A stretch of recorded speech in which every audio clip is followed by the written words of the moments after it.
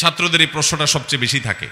অবশ্য আজকাল ছাত্র বলে কোনো কথা নেই, সব বয়সের নারী পুরুষ আমাদের আজকাল কিছু মনে থাকে না।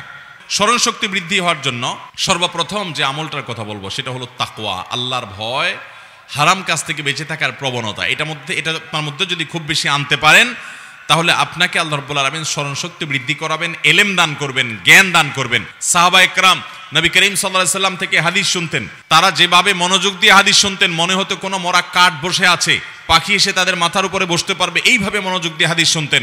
এবং তাদের দীর্ঘ হাদিস নবী সাল্লাল্লাহু আলাইহি সাল্লাম থেকে একবার শুনতেন, পুরোটা মুখস্থ হয়ে যেত। তবে দ্বিতীয়ত কিছু খাবার আছে যে খাবারগুলো স্মরণ শক্তি বৃদ্ধি করার জন্য মুহাক্কিক ওলামা একরাম, ইসলামের সোনার যুগের অনেক মনীষীগণের অনেক বক্তব্য উক্তি পাওয়া যায়। যেমন কিশমিশের কথা অনেক ওলামা একরাম বলেন যে এটা যত বেশি খাওয়া হয়, বেশি পরিমাণে কিশমিশ খেলে স্মরণ শক্তি বৃদ্ধি হয়। আদার কথা অনেকে বলেছেন।